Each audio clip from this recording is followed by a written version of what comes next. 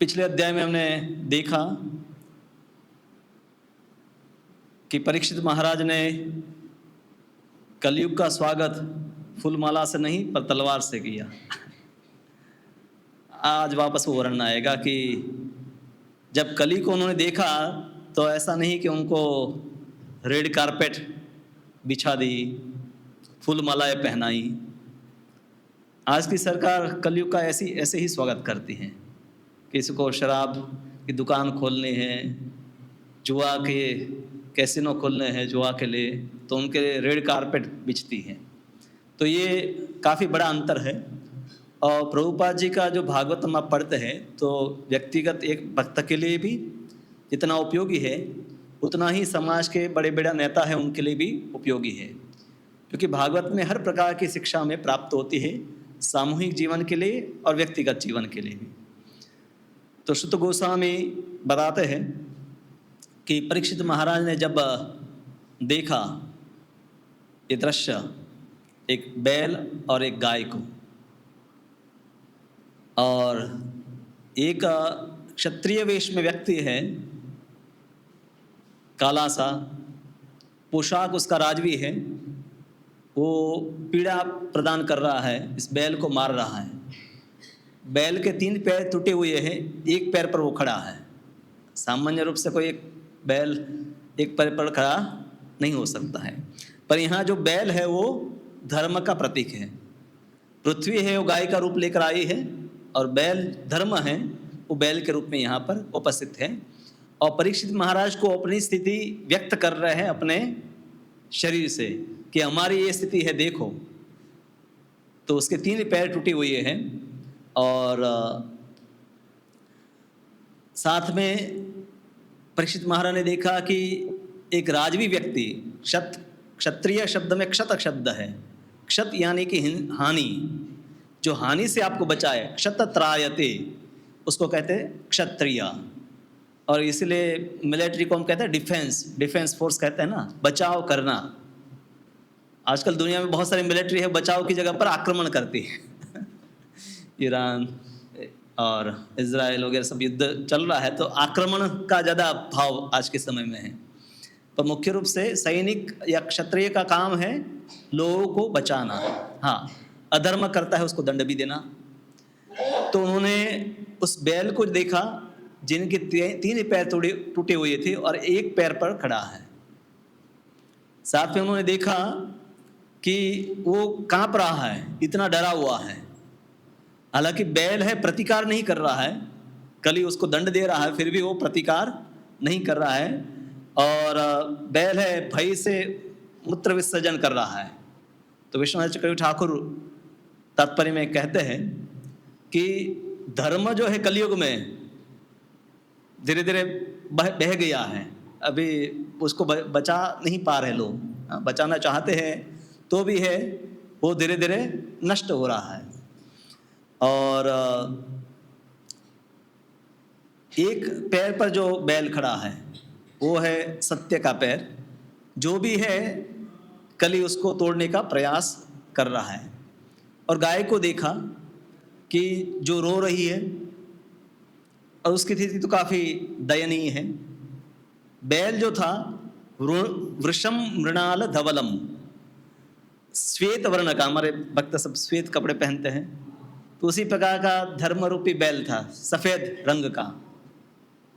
क्योंकि धर्म में कुछ भी ऐसी कालापन कुछ वस्तु नहीं होती है, वो शुद्ध होता है, पवित्र होता है। और इसलिए कोई व्यक्ति धार्मिक जब बनता है तो उसका जीवन भी पवित्र, शुद्ध, सरल बन जाता है, उसमें दाग नहीं रहते हैं। और जो गाय थी उसके लिए बताया गया है गाम च धर्म दुधाम, गाय जो धर्म को देने वाली है। सामान्य रूप से सामान्य गाय जो होती है वो दूध देती है। अब यहाँ पर जो गाय है वो पृथ्वी देवी है। धर्म दुघाम यानी कि धर्म को प्रदान करने वाली। ये दोनों वैदिक संस्कृति में गाय और बैल बहुत महत्वपूर्ण है। कई बार लोग मजाक करते हैं कि ये सब हिंदू है, लोग हैं, सनातन धर्म वाले हैं, तो पशुओं को पूजते हैं। पर सनातन संस्कृति में इन दोनों पशुओं का विशेष महत्व है, बल्कि इनको लोग पशु नहीं समझते हैं।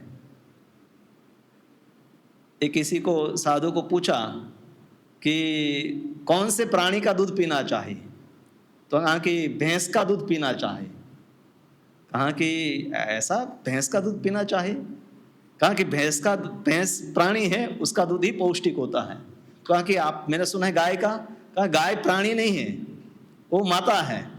इसलिए प्राणी का अगर तुम पूछ रहे हो तो भैंस का दूध सबसे अच्छा है। क्योंकि भारत में अभी भी कलयुग इतना आगे बढ़ गया है, फिर भी गाय को माता के रूप में ही जाना जाता है। ऐसा नहीं कि सिर्फ वो दूध देती है, पर भगवान ने उसको इस प्रकार का शरीर दिया है कि उस दूध में सात्विकता है, और उसका जो सेवन करता है तो उसके सूक्ष्म तंतु जो है दिमाग में, तो ये धीरे धीरे सात्विकता की ओर बढ़ता है व्यक्ति। और यज्ञ में जो भी सामग्री चाहे, यज्ञ में घी चाहे, मक्खन चाहे, दूध चाहे, तो यज्ञ करने के लिए गाय और बैल की जरूरत रहती है। कि यज्ञ में बहुत सारा अन्न का भी प्रयोग है, जो आपको यज्ञ में डालने हैं, और तिल डालने हैं, तो उसके लिए खेती करनी पड़ेगी, और खेती के लिए बैल है। तो पूरा वर्णाश्रम व्यवस्था है, ये दोनों को बचाने के लिए विशेष प्रयास होता है। भारत में हजारों लोग हैं अपना बलिदान दिए इन दोनों को बचाने के लिए, चाहे ब्राह्मण हो, क्षत्रिय हो, ऐसे इतिहास में अनेक उदाहरण हमें मिलते हैं। वर्तमान की हालांकि नास्तिक सरकार अधिकतर देशों में है, और यहाँ पर इन दोनों पशुओं का रक्षा नहीं किया जाता है, और इसीलिए संसार में दुख है। प्रभुपाद स्पष्ट कहते हैं, जब तक दो काम होते रहेंगे संसार में, तब तक युद्ध नहीं बंद होंगे। अभी हमें लगता है कि युद्ध बंद हो जाए तो हमें एलपीजी मिलता रहे, बोतल मिलता रहे, या युद्ध कब बंद हो गए। अब देखिए पिछले 100 साल का इतिहास, युद्ध हमेशा चलते, कहीं ना कहीं चलता होगा। अभी हमें लगा ईरान का युद्ध, इससे पहले भी युद्ध चल रहे थे, इससे पहले भी चल रहे थे। हाँ, ईरान, उससे पहले इजराइल का युद्ध चल रहा है, इसके पहले अफगानिस्तान में युद्ध चल रहा है, पहले अमेरिका लड़ रहा था, फिर इससे पहले रशिया लड़ रहा था, उसके पहले कुवैत में। तो कितने युद्ध कलयुग में हम देखते हैं कि युद्ध कहीं ना कहीं चलते रहते हैं। उसका एक कारण है गोहत्या, और दूसरा कारण है भ्रूण हत्या। ये दोनों महापातक, पाप में भी छोटे पाप बड़े पाप बताए गए हैं, ये दोनों महापातक है, और उसका कोई प्रायश्चित नहीं है कि उसका फल व्यक्ति को भोगना ही पड़ता है। तो यहाँ पर वर्णाश्रम व्यवस्था में तो क्षत्रिय है अपना जीवन भी दे देते थे इन दोनों की रक्षा के लिए, क्योंकि धर्म का पालन है, उसमें ये दोनों आधार स्तंभ है।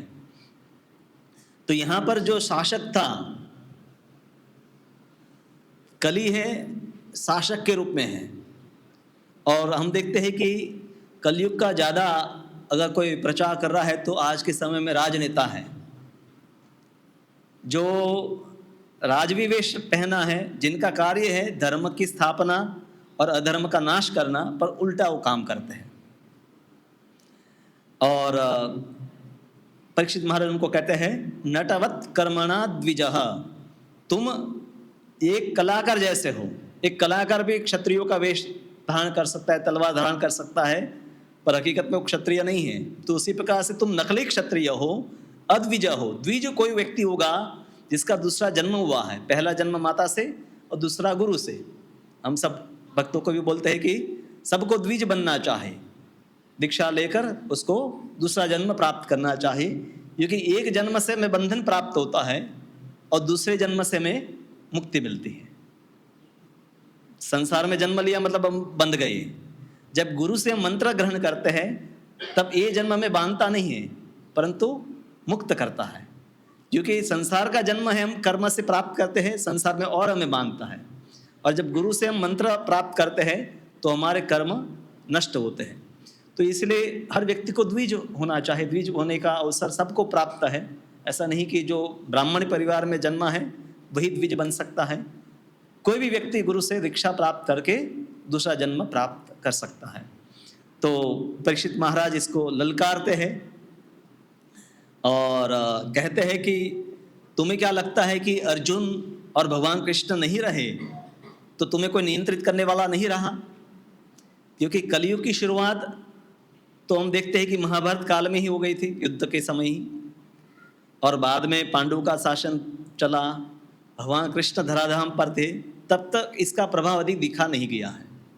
हालांकि द्वापर युग भी 100% धर्म नहीं होता है। सतयुग में 100% है, फिर त्रेता युग में 75% और द्वापर युग में 50% और कलयुग में 25%। और शकुनी जो है उसको द्वापर युग का अंश बताया गया है। मध्वाचार्य बताते हैं कि दुर्योधन कली का अंश है और शकुनी जो है वो द्वापर का अंश है। और पूरा महाभारत युद्ध में ये दोनों केंद्र में हैं, दुर्योधन और शकुनी। इन दोनों की योजना ही थी और फिर महाभारत युद्ध हुआ और इन दोनों का तो नाश हो गया। तो इस प्रकार से जो भगवान कृष्ण और पांडवों के शासन में द्वापर युग होते हुए भी जब युधिष्ठिर महाराज शासन कर रहे थे तो सतयुग जैसा ही सब वस्तु हो गया था। लोग उसी प्रकार का जीवन जीते थे जैसे सतयुग ही चल रहा है। कभी कभी ऐसा होता है जैसे जब कोई अच्छा व्यक्ति हमारे बीच में, जैसे कोई उन्नत भक्त आ जाए तो सब लोग हैं, हाँ, गुरु महाराज आए तो सब लोग मंगल आरती में आएंगे। अगर श्रवण कीर्तन उत्सव चल रहा है या व्यास पूजा चल रहा है तो सभी लोग भक्ति में एकदम प्रफुल्लित हो जाते हैं। हाँ? तो उसी प्रकार से संघ का काफ़ी प्रभाव होता है और पांडवों के प्रभाव से सतयुग जैसा वातावरण था और उनके जाने के बाद कलयुग को लगा अब तो मुझे खुला रास्ता मिल गया है, अब मैं अपना काम शुरू कर सकता हूँ। तो परीक्षित महाराज ने उसको पकड़ लिया कि अभी ये मत समझो कि भगवान कृष्ण चले गए और पांडव चले गए तो तुम्हें खुला रास्ता मिल गया है।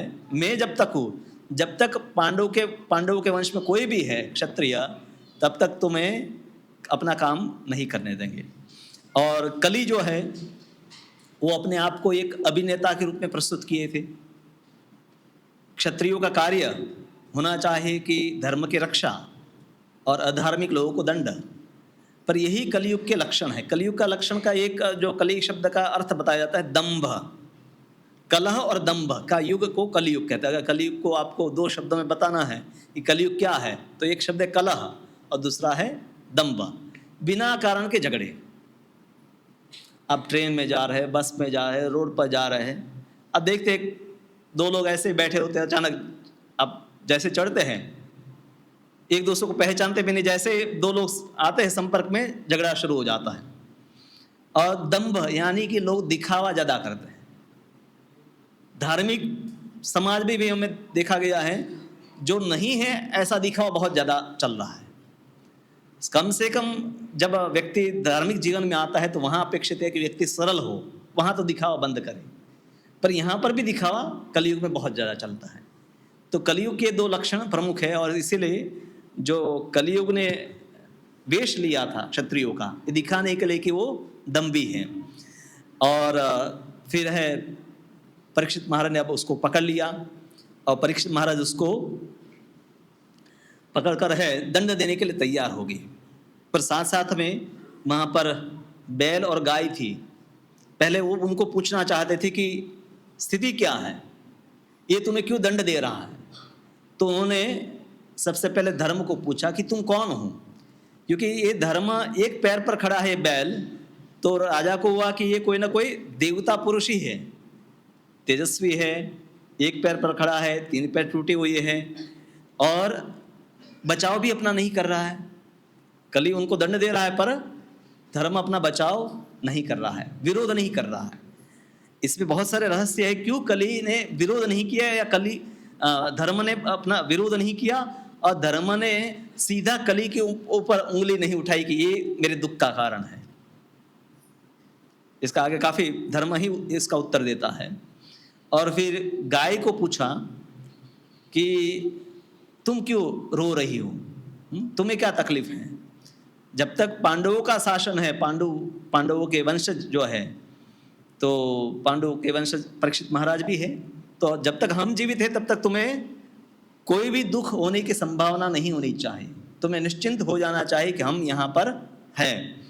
और जिस प्रकार से सरकार कभी कभी ऐसा करती है, आज के समय में कम, पर कभी कभी ऐसे कोई गांव होते हैं जो जंगल के नज़दीक होते हैं, वहाँ पर जंगली प्राणी आ जाता है, कोई शेर, कुछ शेर ऐसे होते हैं मानव भक्षी हो जाते हैं, मनुष्यों का मांस खाना उसकी आदत हो जाती है।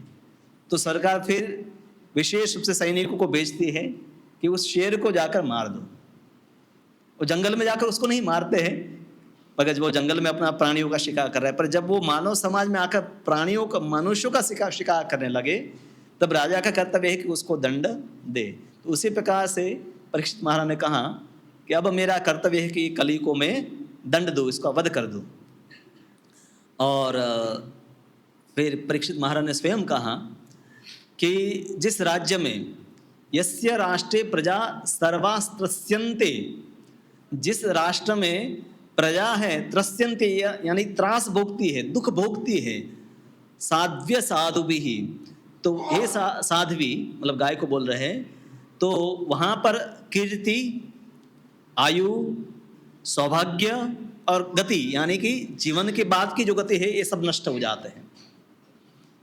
मतलब जिस राज्य में, जिस देश में राजा धर्म का के अनुसार शासन नहीं करता है, वहाँ लोगों को कली के प्रभाव से दुखी होने देता है, तो उनकी उस राजा की कीर्ति, महानता जो भी है वो नष्ट हो जाती है।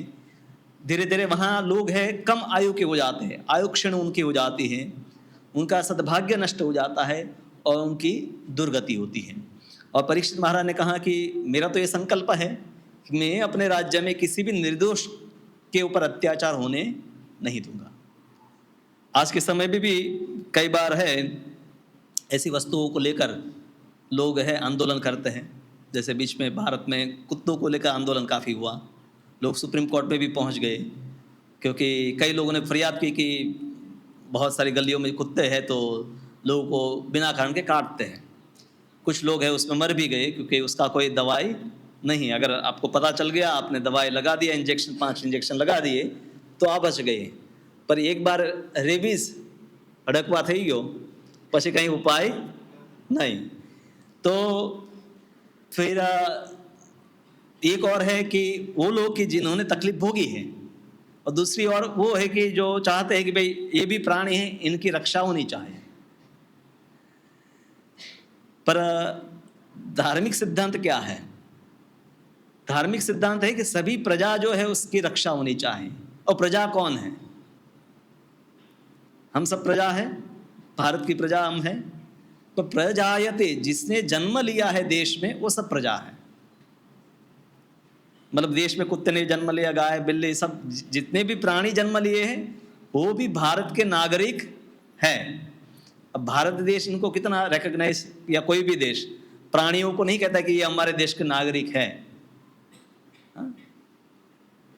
या कभी कभी कुछ विशेष ऐसा जब फरियाद होता है तो सरकार कहते है ठीक है, इनका भी अपना सुविधा उनकी कुछ होनी चाहिए, तो प्राणियों के लिए भी कुछ है, आश्रय स्थान बना देते हैं।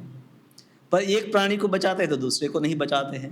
हाँ, जैसे विदेश में है कुत्ते या बिल्ली को पाला जाता है और उसके ऊपर कोई अत्याचार करेगा तो जेल में जाएगा, पर वही लोग हैं दूसरी और प्राणियों को है मार कर खाते हैं। ऐसे कई लोग हैं कि जो पक्षियों को बचाना चाहते हैं पर दूसरे प्राणियों को मांस खाते हैं। तो कलयुग में इसी प्रकार के लोगों की धारणा है। वहाँ पर समग्र रूप से कोई विचार नहीं करता कि सभी प्राणी हैं और सभी का राज्य की संपत्ति के ऊपर अधिकार है। इसलिए हम देखते हैं कि जो सज्जन व्यक्ति होता है, जैसे प्रभुपाद जी के पिताजी का उदाहरण हमेशा प्रभुपाद देते थे कि मेरे पिताजी दुकान बंद करने के बाद एक कुछ कटोरे में खाना रखते थे चूहों के लिए, ताकि वो एक तो कपड़े ना काटे और इनका भी अधिकार है। तो पहले इसलिए खेत में चूहे, सांप, पक्षी, अन्य जो भी प्राणी हैं वो भी अपना अपना भाग खाते थे। उनको मार नहीं देते थे कि बहुत सारा पेस्टिसाइड डाला, बहुत सारी दवाएं डाली। आजकल वो करंट लगा दिया कि प्राणी आए तो मर ही जाए या उसको करंट लग जाए। तो ये समझा जाता था कि सबका अधिकार है।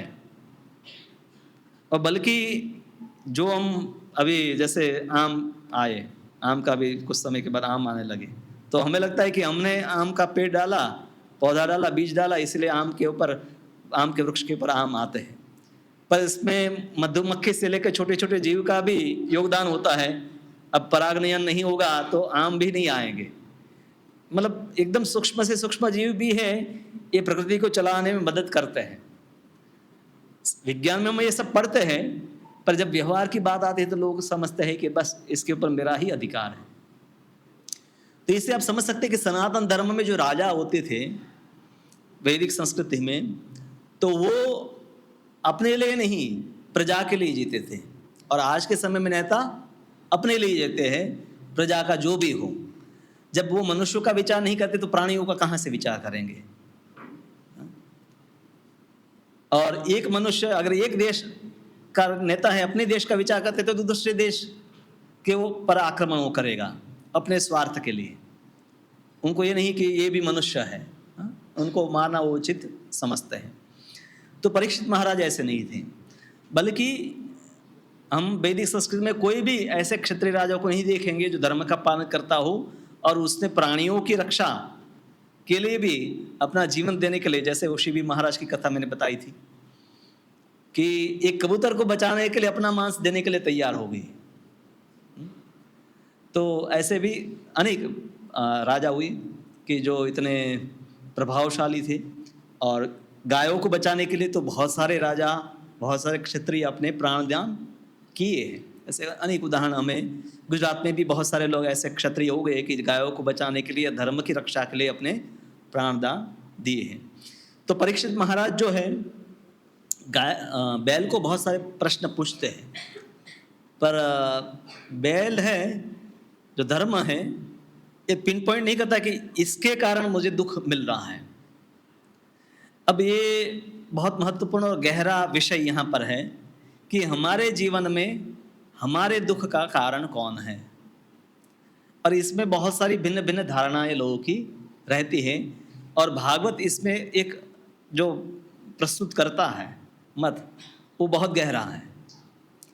बल्कि भागवत में ये बताया गया है कि कोई ये समझता है कि ये अपराधी है, तो अपराधी समझने वाले को भी अपराधी जितना ही दंड मिलता है। सिर्फ वो समझता है कि अपराधी यही है, मूल कारण को नहीं जानता है। तो हम कई बार कहते हैं इसके कारण हुआ था। हम जीवन में तो हमेशा ये कुछ भी होता है तो तुरंत किसी न किसी का नाम दे देते हैं, पर क्या कारण इतना सरल है कि इसके कारण ये अपराध हुआ या ये दंड मिला या किसी को तकलीफ हुई? इतना प्रकृति के नियम सरल नहीं है, बहुत गहरे हैं। गहना कर्मणो गति, कर्म की गति काफ़ी कठिन है समझना कि व्यक्ति क्यों दुख भोगता है। ये धर्म का भी ये स्थिति है। आप धर्म ये समझ रहा है कि अगर भगवान की इच्छा नहीं होती तो कलयुग आता, भगवान की इच्छा के बिना तो पत्ता भी नहीं हिलता है। तो ये कली भी अगर आया है तो भगवान अगर नहीं चाहते तो नहीं आता। तो मेरी ऐसी स्थिति के लिए मैं इसको क्यों जवाबदार बनूं कि इसके कारण मेरी तकलीफ हुई है। तो धर्म जो है वो इसलिए चुप पहले तो रहता है, हाँ? वो स्वयं उत्तर नहीं देता है। फिर अलग अलग प्रकार के बातें वो लोग क्या समझते हैं दुख के कारण उसको बताता है। तो परीक्षित महाराज बैल को कहते हैं कि राजा का ये परम कर्तव्य है, राज्यो ही परमो धर्म। राजा का परम धर्म क्या है?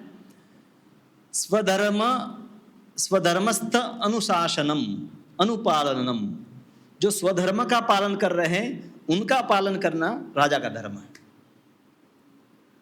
तो प्रजा का कार्य है अपने स्वधर्म का पालन करना, और राजा का कार्य है उस प्रजा का पालन करना, उनका रक्षा और उनका पोषण, ये दोनों करना। और प्रजा का भी धर्म है वर्णाश्रम धर्म का पालन करना। आज के समय में ऐसे कई देश हैं जहाँ प्रजा भी है राजा भी है, पर प्रजा भी अधर्म में लगी हुई है, राजा भी अधर्म में लगा हुआ है। वहाँ फिर युद्ध होते हैं। तो यहाँ वो समझना कठिन वस्तु हो जाता है कि जैसे कोई कहेगा कि व्यक्ति को अपने देश के लिए लड़ना चाहे, पर देश ही अधर्म में लगा हुआ है, देश के नेता भी अधर्म में लगा हुआ है, तो वो व्यक्ति के लिए जो लड़ रहा है उसके लिए वो स्वधर्म है कि अधर्म है। जैसे कोई टेररिस्ट है, कोई भी देश के ऊपर आक्रमण करता है, तो उस व्यक्ति को तो लगता है कि ये मेरा धर्म है, जिहाद करना, लड़ाई करना, क्योंकि हम अपने विचारधारा या मजहब को लोगों को उपस्थापित करना चाहते हैं, या इन लोगों ने हमें तकलीफ दी है तो हमें धर्म युद्ध उसके लिए करना है। तो अपनी ओर से तो वो वही समझते कि हम अपनी राष्ट्रभक्ति करते हैं। तो क्या वो राष्ट्रभक्ति कर रहे हैं, धर्म का पालन कर रहे हैं, धर्म का पालन कर रहे हैं, समझना बहुत कठिन है। हमारी दृष्टि से हम देखें, जैसे कई लोग कहते हैं ना कि भगत सिंह या जो क्रांतिकारी जो हुए, तो हमारे लिए वो क्रांतिकारी थे और अंग्रेज के लिए वो आतंकवादी थे, क्योंकि वो भारत के लिए कार्य कर रहे थे, पर अब जहाँ पर अंग्रेज थे वहाँ पर जाकर बॉम्ब विस्फोट कर देते थे या बंदूक चलाते थे। तो दोनों का अलग अलग नज़रिया है। भारत वाले या जो उनको अपना समझते हैं, उनका वो समझते हैं कि ये धर्म का कार्य कर रहे हैं, और सामने वाले अधर्म कर रहे हैं। तो इसमें समझे क्या कि वास्तव में धर्म क्या है। तो ये एक दूसरे के ऊपर दोषारोपण करना ये आसान है, पर यहाँ तक ही कर्म को हम समझ नहीं सकते कि इसके कारण हुआ, इसके कारण हुआ। और इसीलिए भागवत में बताया है, जो व्यक्ति किसी अपराधी का नाम लेता है या उस पर दोष मढ़ता है, वह स्वयं भी उस पाप का भागीदार बनता है। वैष्णव जैसे स्वयं दुख भोगता है, तो भागवत में ये बात बताई कि वैष्णव कैसे विचार करता है, कि वो ये विचार नहीं करता कि इसने मुझे तकलीफ दी, या ये विचार नहीं करता कि देवताओं ने मुझे तकलीफ दी, या मेरे ग्रह खराब चल रहे हैं।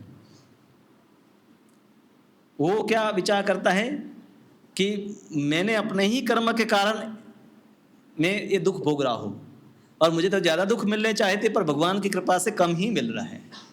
एक भक्त की ये समझ होती है, पर संसार में अधिकतर लोग हमेशा कहते हैं, अब इसमें जैसे अद्वैतवादी है, वो कहेंगे कि इसका कारण है अविद्या के कारण व्यक्ति संसार में आया और इसके कारण दुख भोग रहा है, और आत्मा परमात्मा में विलीन हो जाएगा, फिर दुख का अंत हो जाएगा। तो वो कारण यहाँ पर बताते हैं।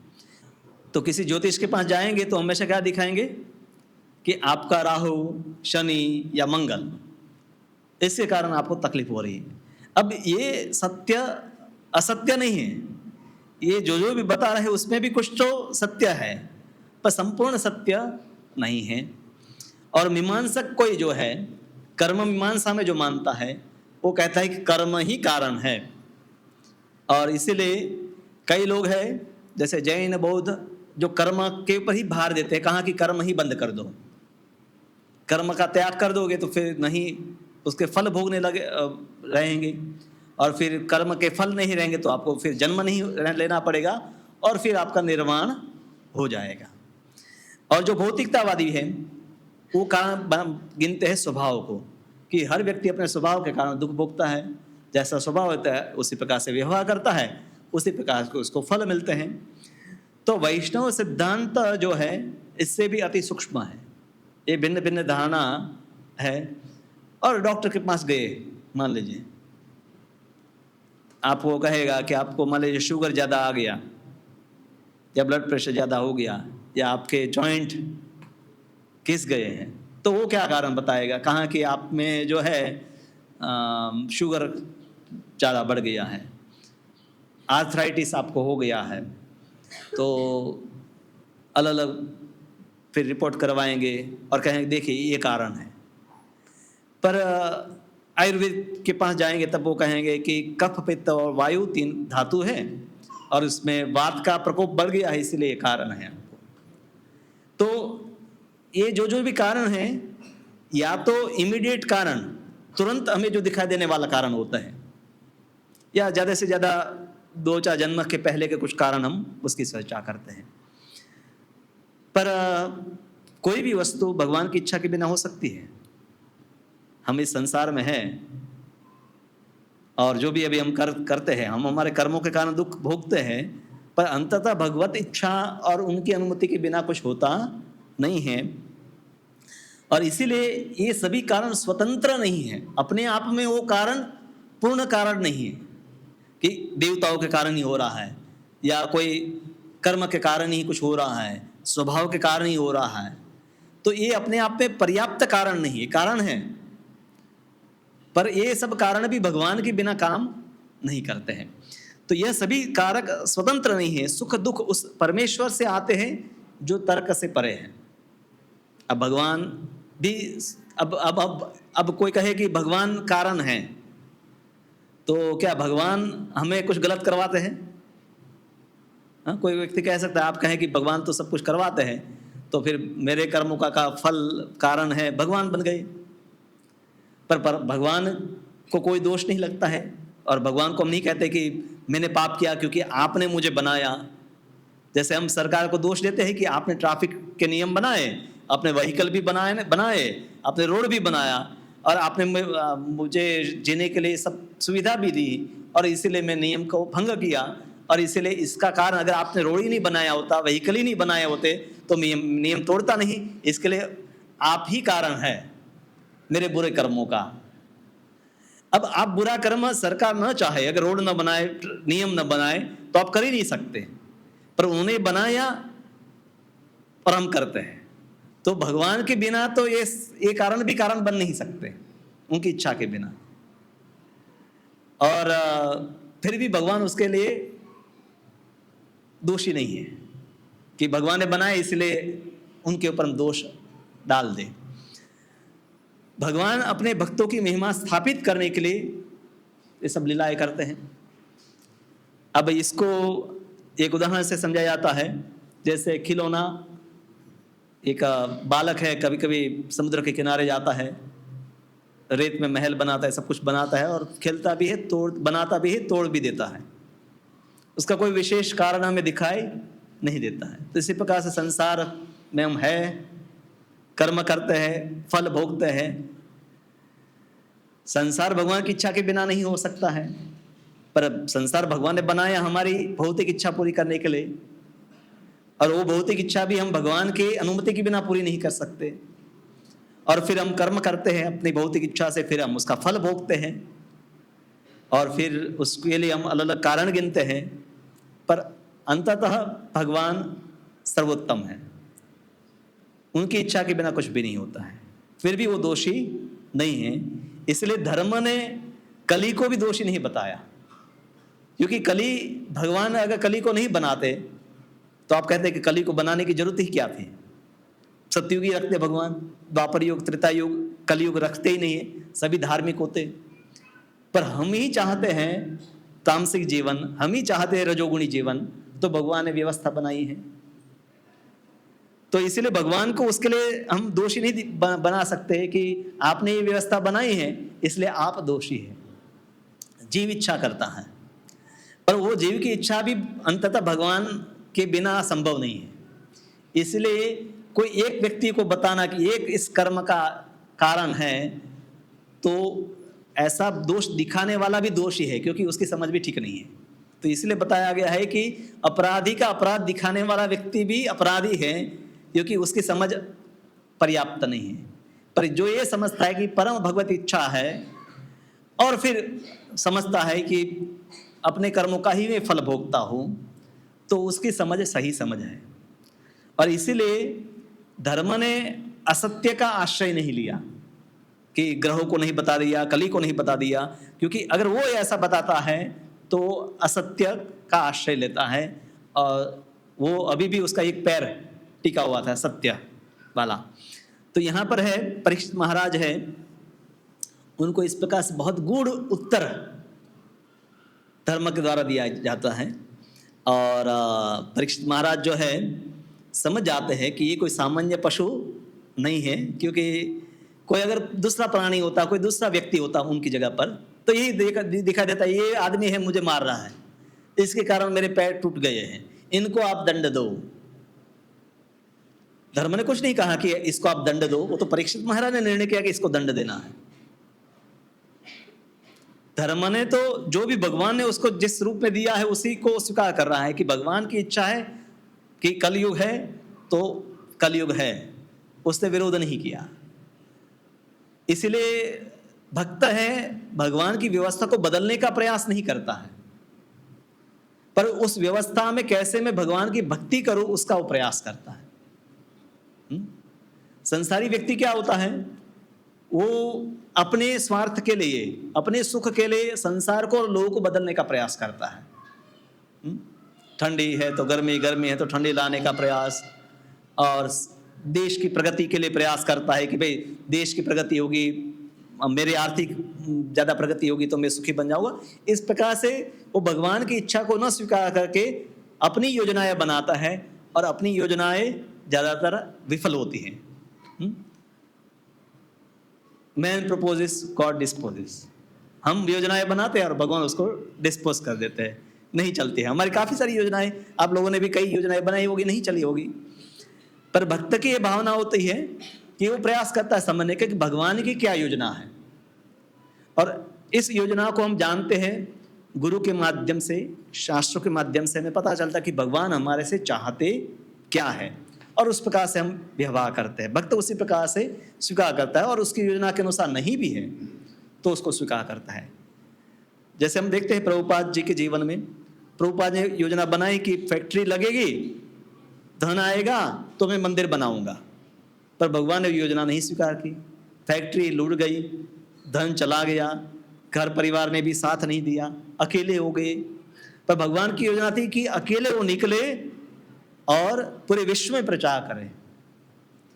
तो तुरंत कई बार हम समझ नहीं पाते हैं, जीवन में जो घटनाएं होती है उसको अगर हम स्वीकार कर ले कि ये इस स्थिति भी अनुकूल मेरे लिए है भगवान को पूर्ण शरणागत होने के लिए, हर स्थिति अनुकूल है भगवान को शरणागत होने के लिए। जब ये भावना आ जाएगी तो उसी स्थिति में आप भगवान को शरणागत हो पाएंगे। पर जब आप स्थितियों को बदलने के लिए अपेक्षा रखेंगे कि 5 साल के बाद मेरी स्थिति बदलेगी तब मैं भक्ति करूंगा, तो 5 साल भी के बाद भी ऐसी स्थिति होगी कि आपको लगेगा कि आप 10 साल के बाद करूंगा। जैसे वो कैलाश की कथा हम सुनाते हैं ना, कि नारद जी आते हैं कैलाश को, बोलते हैं कि तुम भगवान की भक्ति करो, कहा कि बच्चे बड़े हो जाएंगे तब करूंगा, बच्चे बड़े हो गए कि व्यापार सीख जाएंगे तब करूंगा। फिर व्यापार भी वो सीख जाते हैं, कहा कि अभी मैं उम्र वाला हो गया हूँ पर फिर भी बच्चों को ध्यान रखना पड़ता है। फिर कैलाश मर जाता है और नारद जी जब आते हैं तो उनके आंगन में कुत्ता होता है, और नारद जी पहचान जाते कि यही कैलाश था, वो कुत्ता बन गया। कहा कि अब तो भक्ति करो, कहा कि अब तो मुझे घर की रखवाली करनी है। और फिर कुछ समय के बाद वो कुत्ता भी मर जाता है। नारद जी वापस आते हैं तो उनके खेत में जो उन बेटों ने है धन कहाँ डाटा था, वो जमीन में डाटा था, और कुत्ते को भी पता था, तो कुत्ते की भावना रह गई उस खेत में कि इसकी रक्षा मुझे करनी है। तो अगले जीवन में वो वहाँ सांप बना उस धन की रक्षा के लिए। तो फिर नारद जी उन बेटों को जाकर कहते हैं कि तुम्हारे खेत में एक काला सर्प है, और फिर बेटे आते हैं और पिताजी को पीठ पर कर समाप्त कर देते हैं। तो अधिकतर लोगों की यही स्थिति है कि जब तक वो माया की बारंबार मार नहीं खाते तब तक सुधरते नहीं, और कई लोग तो बिल्कुल कभी भी सुधरेंगे नहीं। पर भक्त है हर स्थिति में समझता है कि ये मेरे लिए अनुकूल है, इसी में मुझे भक्ति करनी है। और इसीलिए आप देखिए, आपकी आर्थिक स्थिति सुधरे, सामाजिक स्थिति सुधरे, राजकीय स्थिति सुधरे, इसकी आशा मत रखिए। हो सकता है कि अभी जो स्थिति है वो सबसे ज्यादा अच्छी स्थिति हो।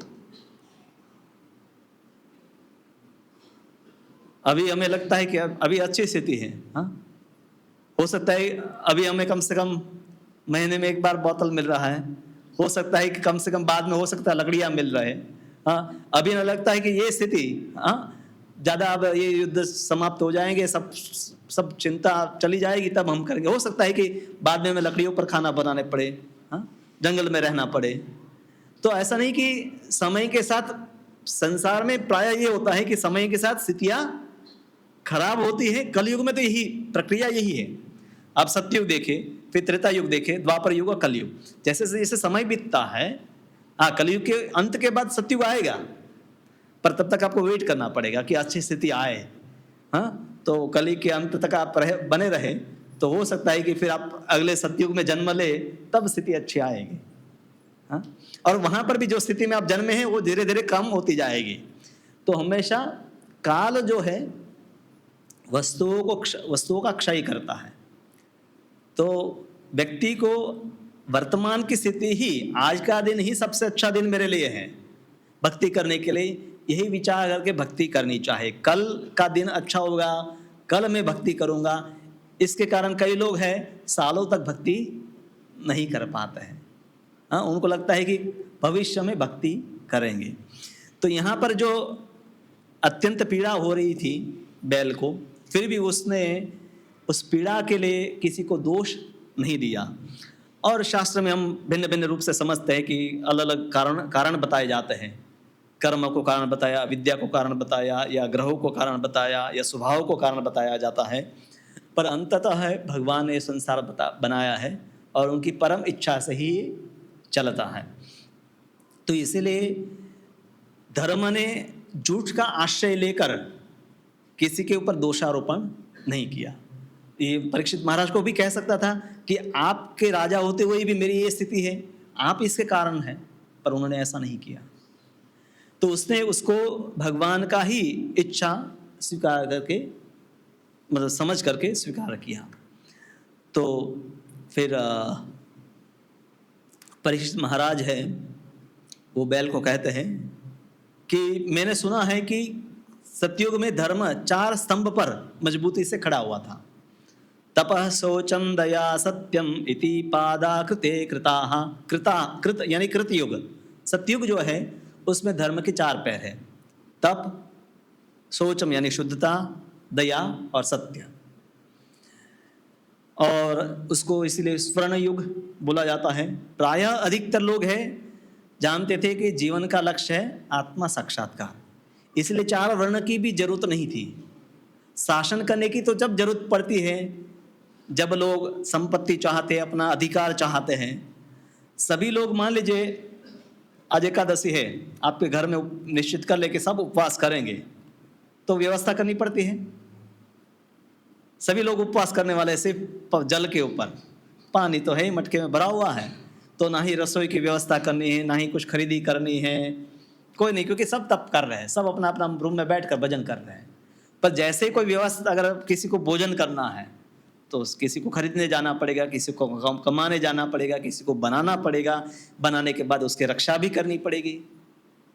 तो त्रेता युग में ये व्यवस्था चालू हुई कि खेती करनी है, राज्य हो, क्षत्रिय होने चाहे, फिर यज्ञ करने हैं तो ब्राह्मण हैं, फिर मजदूर होने चाहे, शूद्र होने चाहे। सतयुग में सभी लोग जब भगवान का भक्ति कर रहे हैं, ध्यान कर रहे हैं, तो नदियों में पानी है, पर्याप्त है सबके पीने के लिए, और पर्याप्त भगवान ने फल कंदमूल इत्यादि दिए हैं वृक्षों के ऊपर। तो व्यक्ति को जितना आवश्यकता हो खाकर अपना काम चला लेते, तो कोई संग्रह नहीं करना है। व्यवस्थाएं क्यों करनी पड़ती है? क्योंकि व्यक्ति ये सब वस्तु चाहता है। जैसे मैंने कहा उपवास करना है तो व्यवस्था नहीं करनी पड़ती है। अगर आज भी हम सब उपवास करते तो हमें प्रसादम की व्यवस्था कुछ नहीं, सब आकर बैठो सत्संग सुनो, पर हर बार व्यवस्था करनी पड़ती है। तो कलयुग में, त्रेता युग में, 3 युग में हमेशा व्यवस्था रहती है। त्रेता युग में ये शुरुआत होती है। पुरुरवा हम देखते हैं कि उर्वशी को प्राप्त करने के लिए यज्ञ की शुरुआत करता था, त्रेता युग की शुरुआत होती है, यज्ञ से ही उसकी शुरुआत होती है, क्योंकि त्रेता युग का युग धर्म होता है यज्ञ करना, और सतयुग में लोग है ध्यान करते थे।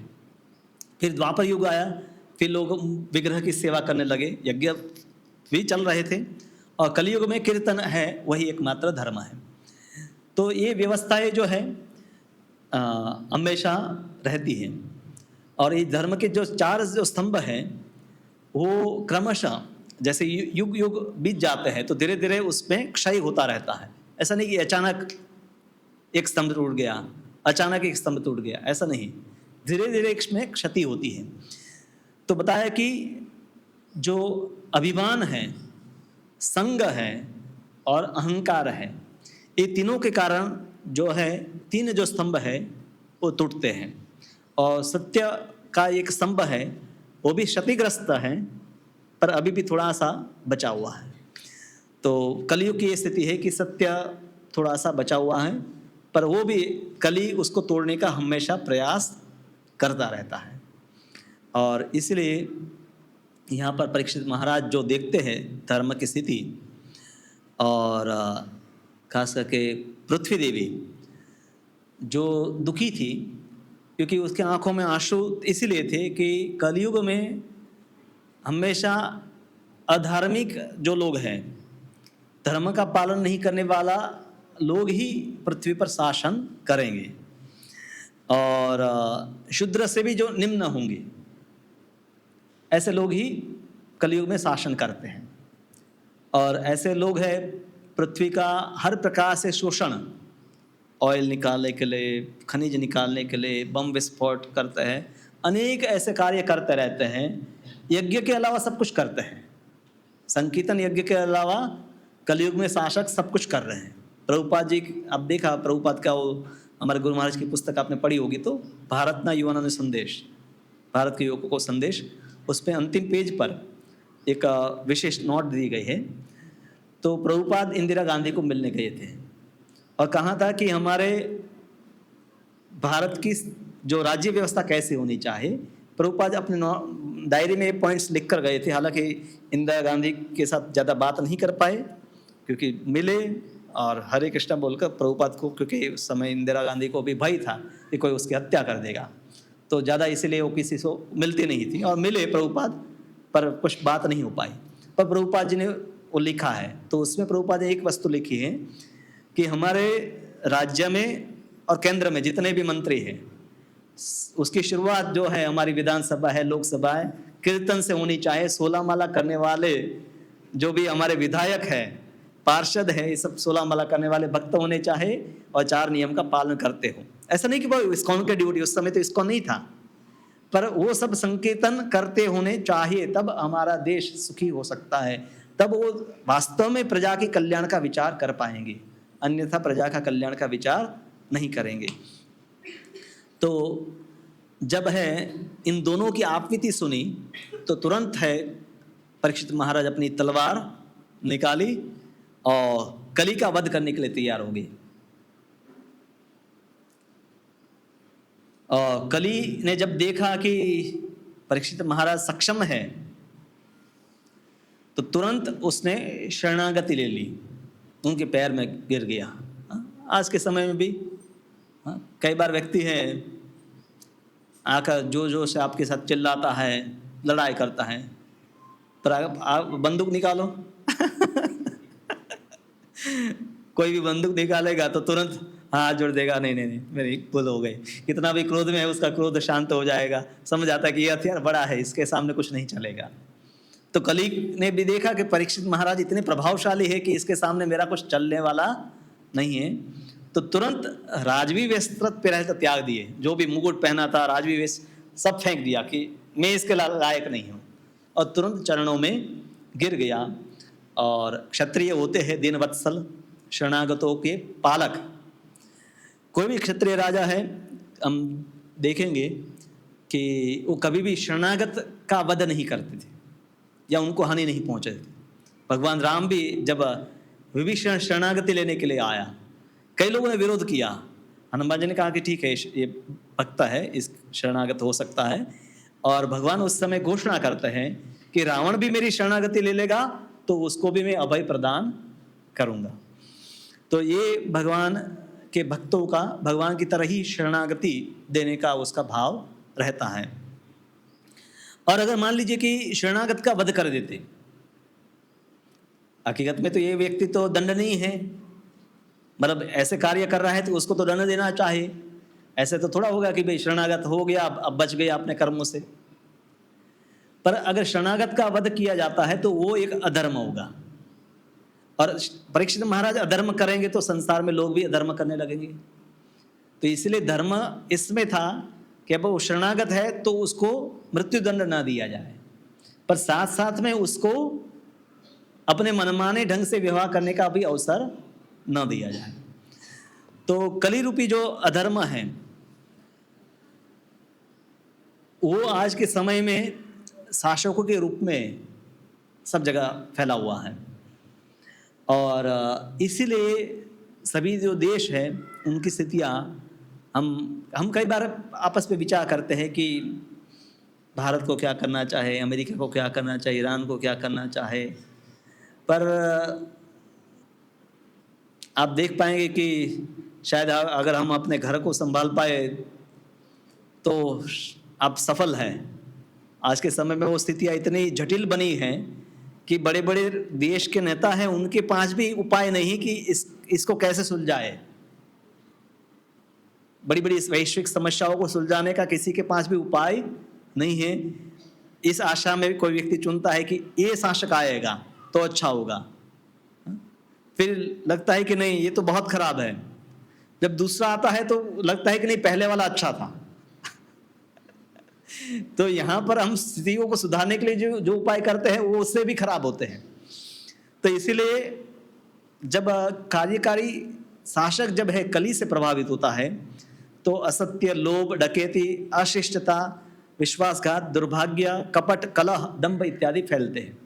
और आज के समय में यही है, क्योंकि अधिकतर राजनेता ऐसे हैं, इसलिए प्रजा भी उसी प्रकार से व्यवहार करती है। और इसीलिए प्रजा को जागरूक होने की जरूरत है।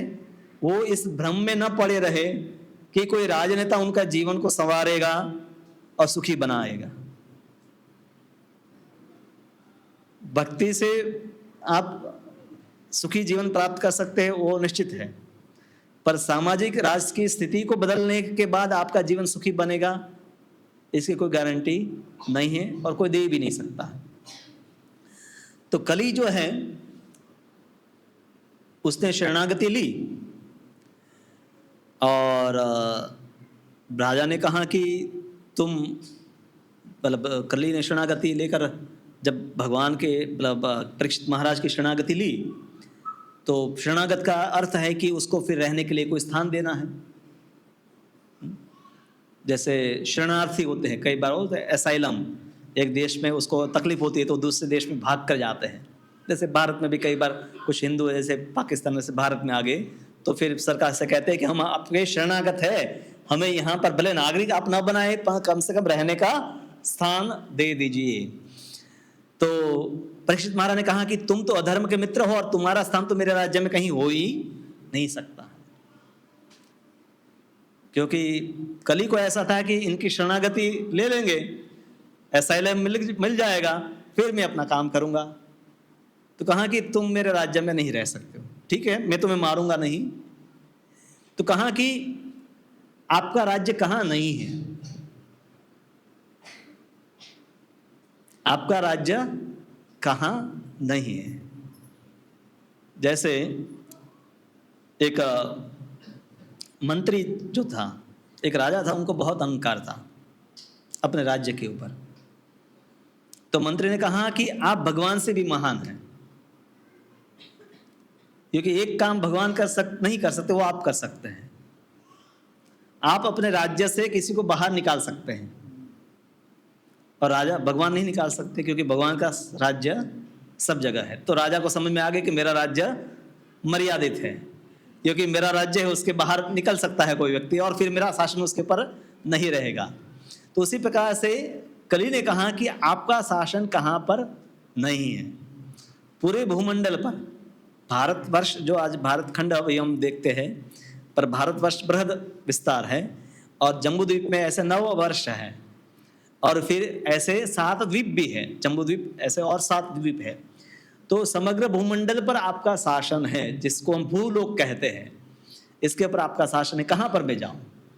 तो इसीलिए आपको कहीं ना कहीं स्थान देना है तो अपने राज्य में ही देना पड़ेगा, चाहे मुझे उसके ऊपर शर्तें लगाकर स्थान दीजिए, पर कहीं ना कहीं तो मुझे रहने की जगह देनी पड़ेगी।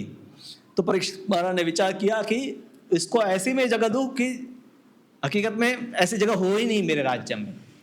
और आज से 5 वर्ष पहले हम ये समझ सकते हैं कि ऐसा मांसाहार, व्यभिचार, जुआ, ये सब जो है अधर्म के कार्य नहीं होते थे।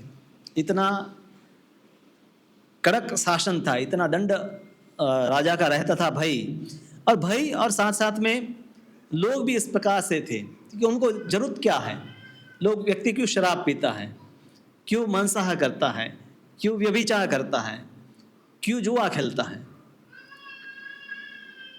आज के समय में एक बार व्यक्ति शराब पीता है क्योंकि अब उसको आदत हो गई है।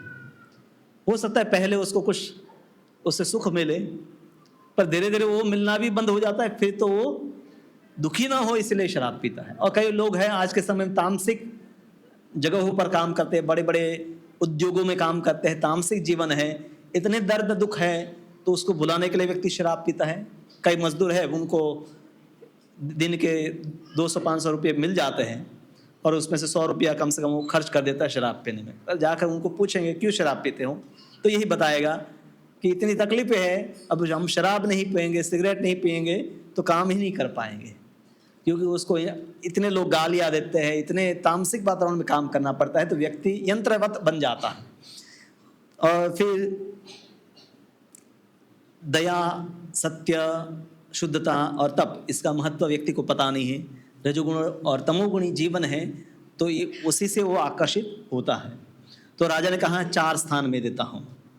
द्यूतम पानम स्त्रिय सूना यत्रा धर्म चतुर्विद, 4 प्रकार के अधर्म जहाँ होते हैं वहाँ पर तुम रह सकते हो। द्यूतम जुआ, पानम यानी कि नशा, स्त्रिय अवैध संग, और सूना यानी कि जीव हत्या या मांसाहार, ये 4 जहाँ पर होते हैं वहाँ पर तुम रह सकते हो।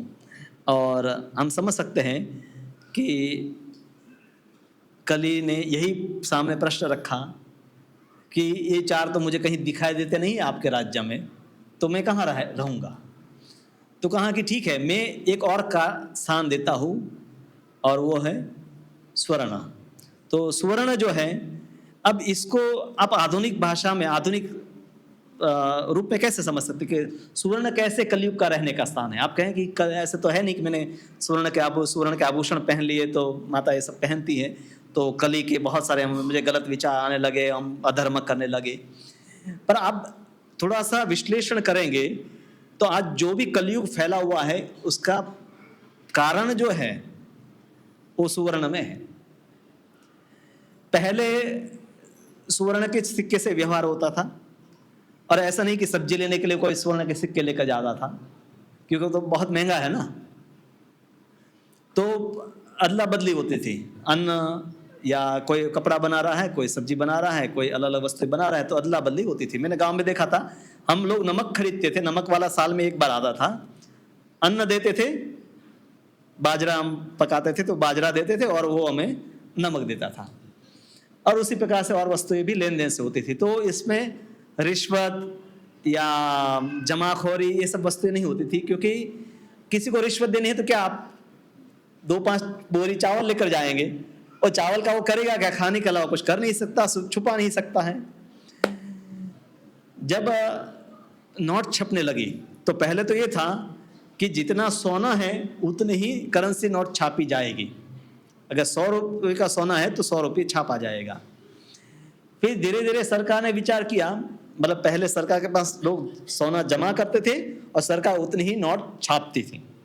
फिर सरकार ने विचार किया कि सोना तो लोग वापस लेने आते नहीं थे, और हम तो जितने चाहे उतनी नोट छाप सकते हैं। तो इसको कहते हैं फिएट करेंसी, कि जिसका आधार अभी सोना नहीं रहा, सोने के नाम पर इसको चालू किया गया, पर अब इसकी वैल्यू कोई नहीं है। तो प्रभुपाद जी कहते हैं कि ये जो करेंसी नोट है सोने के नाम पर शुरू की गई है, पर वो झूठ के आधार पर ही अभी छापी जाती है, और उसके कारण बड़ी बड़ी उद्योग, रिश्वत, ये सब वस्तु संभव हो पाती है।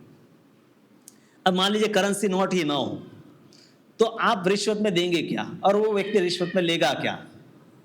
आपको मतलब कोई भी जुआ खेलना है तो किस वस्तु से आप जुआ खेलेंगे, चावल लेकर जाएंगे और जो जीतेगा तो कितना चावल इकट्ठा कर लेगा। तो सुवर्ण उस प्रकार से कलयुग को कार्यरत होना जो है उद्योगों के माध्यम से, तो इस प्रकार से ये कार्य कर रहा है। तो कली पुनः याचना करता है और राजा उनको कहते हैं कि सुवर्ण जहाँ पर है वहाँ पर तुम रह सकते हो। और प्रभुपाद जी तात्पर्य में लिखते हैं कि इसलिए हमें सुवर्ण का उपयोग या धन का उपयोग भगवान की सेवा के लिए करना चाहिए। जो भी व्यक्ति नियमित रूप से दान देता है धर्म के लिए, वो उसका धन पवित्र हो जाएगा और वो कली के प्रभाव से बचेगा।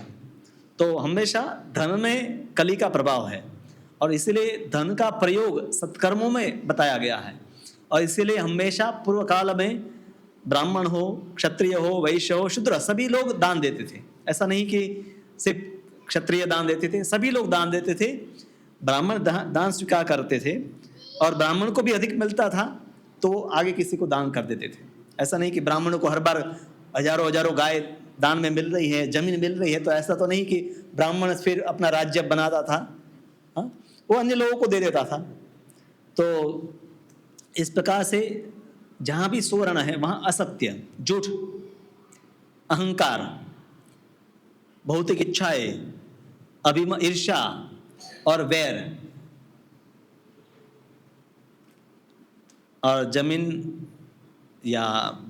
जायदाद जो भी है या जो भी आज के समय में कहने की वस्तु नहीं है। हर परिवार में बहुत कम ऐसे परिवार मिलेंगे कि जिसमें दो भाई संपत्ति के लिए लड़े न हो और दो संत या समझकर बंटवारा किया हो और संतुष्ट हो।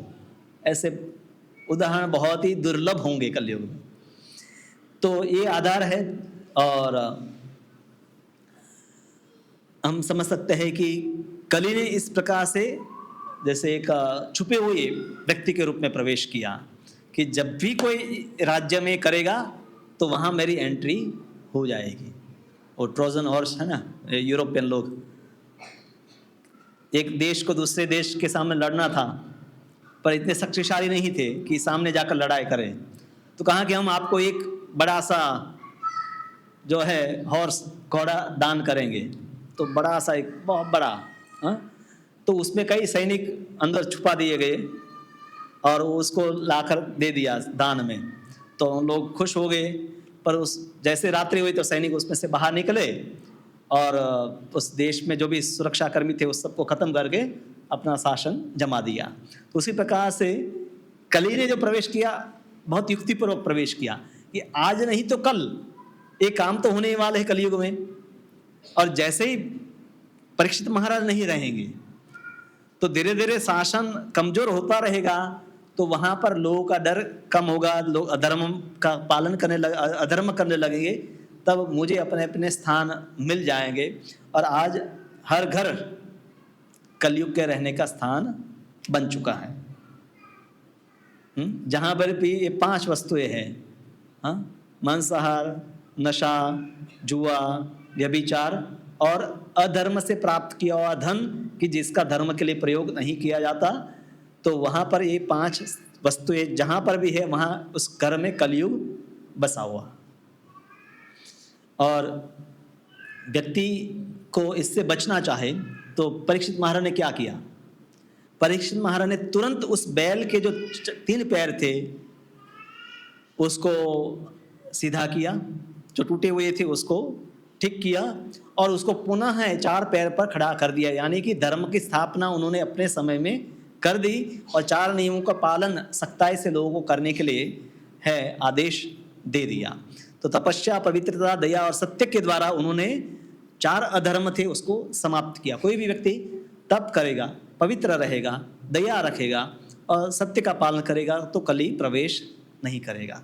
पर जैसे ही वो तप करना बंद कर देता है, तप की जगह नशा करने लगता है, पवित्रता की जगह पर व्यभिचार करने लगता है, दया की जगह पर मांसाहार करने लगता है, सत्य की जगह पर जुआ खेलने लगता है, तो कली का प्रवेश होता है। तो परीक्षित महाराज उस बैल को वापस सशक्त बना देते हैं जो धर्म रूप में वहाँ पर था। और यहाँ पर है ये सीखना चाहिए कि दोनों वस्तु जरूरी है, अधर्म का नाश और धर्म की स्थापना। अधर्म को दूर रखेंगे पर साथ साथ में धर्म भी करना जरूरी है। आप नशा नहीं करते हैं पर हो सकता है करने लगेंगे और आप साथ में भक्ति नहीं करते हैं। तो कई बार लोग बोलते हैं, हम खास करके युवकों को प्रचार करते हैं, तो हमारे बेस में या ऐसे कई लड़के आते हैं, कॉलेज में आते हैं, तो पहले फर्स्ट ईयर में बहुत सीधे साधे आते हैं और दूसरे साल से सब प्रकार की बुरी आदतें उनको लग जाती हैं। तो घर से अच्छे संस्कार मिले थे पर साथ साथ में धर्म कैसे उसका पालन करना उसकी शिक्षा नहीं दी। तो संस्कार व्यक्ति को आधार तो देता है, वो अच्छे वातावरण में उसको टिका सकता है, पर साथ साथ में आध्यात्मिक संस्कार नहीं होंगे तो असत्संग का प्रभाव उसके ऊपर तुरंत हो जाएगा। तो यहाँ पर है नैमिषारण्य में जो मुनि हैं, ये परीक्षित महाराज के जाने के तुरंत बाद कुछ सालों के बाद, ऑलमोस्ट 300 साल के बाद ये है कि नैमिषारण्य में ये यज्ञ शुरू हुआ था। कलयुग की शुरुआत के 300 साल के बाद, तो परीक्षित महाराज के जाने के कुछ समय के बाद, तो नैमिषारण्य में सुत गोस्वामी और सनक आदि मुनि ये कथा कर रहे हैं। कहा कि हम ये यज्ञ कर पा रहे हैं क्योंकि अभी भी परीक्षित महाराज के शासन का प्रभाव है। परीक्षित महाराज उस समय नहीं थे, उनके जाने के बाद भी जन्मेजय राजा बने और उस वंश में और भी कुछ राजा हुए जिनके रहते हुए धर्म बना रहा। तो कहा कि अभी भी हम यज्ञ कर पा रहे हैं क्योंकि परीक्षित महाराज का शासन अभी भी चल रहा था। फिजिकली वो नहीं थे, फिर भी शासन का प्रभाव था। और जो व्यक्ति है चाहता है कि हमारे जीवन में, हमारे परिवार में, समाज में ये सब वस्तुओं से वो बचे, तो उनको जुआ खेलने के अड्डे, मदिरा या अन्य नशीली औषधियों के लिए जो स्थान है वहाँ, वेश्यालय, होटल की वेश्यावृत्ति, सिनेमा घर, ऐसे जहाँ भी अधर्म के ये 4 कार्य होते उससे भी दूर रहना चाहे। ऐसे लोगों से, ऐसे स्थानों से भी। ऐसा नहीं कि हम तो नशा नहीं करते हैं, पर नशा वाला एक मेरा मित्र है, कभी कभी मैं उसके साथ बैठता हूँ, हाँ, उसके साथ एक टेबल पर हम खाते हैं, तो कभी न कभी तो आप कहेंगे आप प्रसाद खाओ, तो वो कहेंगे तुम भी मेरा थोड़ा खा लो। हाँ? तो अच्छा है कि भले वो सगे संबंधी हो, मित्र हो, पर उनसे जितना अंतर संभव है उतना बना कर रखना चाहे। व्यवहार में, अब ट्रेन में बैठे हैं, कोई उपाय नहीं है, तो 2-4 घंटे, 6 घंटे या 12 घंटे के बाद आप अपने स्थान पर हो, आप अपने स्थान पर हो सकता है कि समाज में आपके सगे संबंधी, परिवार के लोग भी हैं, इन नियमों का पालन नहीं करते हैं, तो जितना व्यवहार में आवश्यक है उनके साथ व्यवहार करें, पर अन्यथा प्रीति का जो व्यवहार है उनके साथ ना किया जाए। ना ददाति प्रतिगृह्णाति गुह्यम आख्याति पृच्छति भुंक्ते भोजयते चैव षड्विधि प्रीति लक्षणा। 6 जो प्रीति के लक्षण है व्यक्ति को भक्तों के साथ करना चाहे, और भक्तों के साथ समाज में जो आवश्यक व्यवहार है, जिससे सामाजिक व्यवहार चलता रहे या अपनी नौकरी चलती रहे या आपका धंधा चलता रहे, उतना व्यवहार व्यक्ति को संबंध रखना चाहिए। हो सकता है कि आप कोई व्यापार चला रहे हैं, आपके नीचे काम करने वाले व्यक्ति नियम का पालन नहीं करते हैं, आपके लिए संभव है तो आप पहले से ही नियम बना सकते हैं कि भाई मेरे ऑफिस में काम करना है तो कम से कम ऑफिस में वस्तुएं पालन करनी है। संसार को आप नियंत्रित नहीं कर सकते, पर आप अपने व्यक्तिगत जीवन को और घर को कम से कम उसके ऊपर तो आपका नियंत्रण होना ही चाहिए। तो परीक्षित महाराज इसलिए अपना जो भ्रमण है, जो रथ लेकर निकले थे वो दिग्विजय करने के लिए, हालांकि उनको किसी राजा को जीतना नहीं था, पर उनको कली को जीतना था। कली का प्रवेश कहीं भी ना हो इसके लिए वो सतर्क थे। आज के समय में राजा इतने सतर्क नहीं हैं और इसलिए कली सब जगह फैल रहा है। बल्कि कलयुग में सरकार को लाइसेंस देना पड़ता है शराब के दुकान खोलने के लिए, मांस की दुकान खोलने के लिए। बहुत सारे राज्य है कि जहाँ पर जुआ खेलना भी वैध है। गुजरात में लॉटरी इत्यादि नहीं होती, पर आप बंगाल में जाए या पूर्व के राज्यों में जाए या दक्षिण के राज्यों में जाए तो हर जगह पर गली में आपको लॉटरी वाले दिखाई देंगे। और कई लोग हैं हर रोज 10-20 रुपये की लॉटरी खरीदते हैं और आशा होती है कि जीवन में एक बार वो करोड़पति बन जाए, और कभी नहीं बनते हैं। उससे सरकार पैसे कमाती है और लॉटरी चलाने वाले पैसे कमाते हैं, और कभी एक आध व्यक्ति को मिल जाता है तो उसकी आशा, लोगों को झूठी आशा बनी रहती है। तो सरकार कहते हैं कि भाई तुम चोरी करे तो करो, पर मेरा भी भाग उसमें होना चाहिए। तुम शराब बेचो, उससे पैसे कमाओ, पर उससे सरकार को भी कुछ पैसे मिलने चाहिए। तो यहाँ अभी नीति चल रही है। तो इसीलिए लोकशाही में फिर सरकार कहती है कि ऐसे भी लोग शराब पीने ही वाले हैं, तो कम से कम हमें भी थोड़ा पैसा मिल जाए और तुम पीने वाले पियो। क्योंकि मूल जो है वहाँ पर ही मतलब गड़बड़ है। शिक्षा की शुरुआत है, वहाँ पर से ही शिक्षा होनी चाहिए थी, धार्मिक शिक्षा। अब लोग बड़े हो गए, अब उसको शराब पीना है। अब लोकशाही है तो फिर आप अगर उनको अनुमति नहीं देंगे तो वो भी आंदोलन करेंगे लोग। हाँ, तो फिर सरकार को अनुमति देती है कि ठीक है, कम से कम वो देसी शराब नहीं तो थोड़ी शुद्ध ठीक ठाक जो शराब मिलती है वो पियो। तो उसमें भी सरकार फिर गाइडलाइंस देती है कि ठीक है तुम पियो। तो पूर्व काल में प्रभुपाद जी तात्पर्य में लिखते हैं कि पूर्व काल में भी ऐसे यज्ञ, ऐसे बलि अवैध संघ इत्यादि की कुछ अनुमति थी। जैसे सौत्रामणि इत्यादि यज्ञ होते थे जिसमें जो है ऐसे नशीले पदार्थों का सेवन का अनुमति है, या ऐसे बलि थी जिसमें व्यक्ति है उस बलि वाले पशु को का भक्षण करता था। या कुछ अवैध संघ भी हम सुनते हैं कि पूर्व में भी है, स्त्रियां थी या वैश्यालय थे, और पर ये सब वस्तु लोगों को प्रोत्साहित करने के लिए नहीं, नियंत्रित करने के लिए थी। और इसीलिए वो सब जगह उपलब्ध नहीं थी, हर समय पर उपलब्ध नहीं थी, हर व्यक्ति के लिए उपलब्ध नहीं थी। यज्ञ करेगा तब वो कुछ है वो, या पशु बलि करेगा तो हर तो ऐसा नहीं कि पशु बलि करेगा, यज्ञ में काफ़ी खर्चा है तो महीने में एक आध बार वो करेगा। आज हर व्यक्ति मार्केट में जाकर जो है, भारत में तो ऐसे कम, हम लोग तो ऐसे भी ऐसी कोई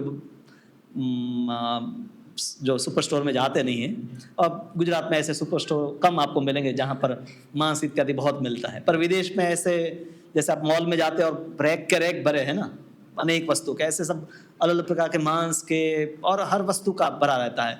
पूरा एक शोरूम होता है कि जहाँ पर शराब अनेक प्रकार की मिल रही है। तो प्रचुर मात्रा में ये सब हो रहा है।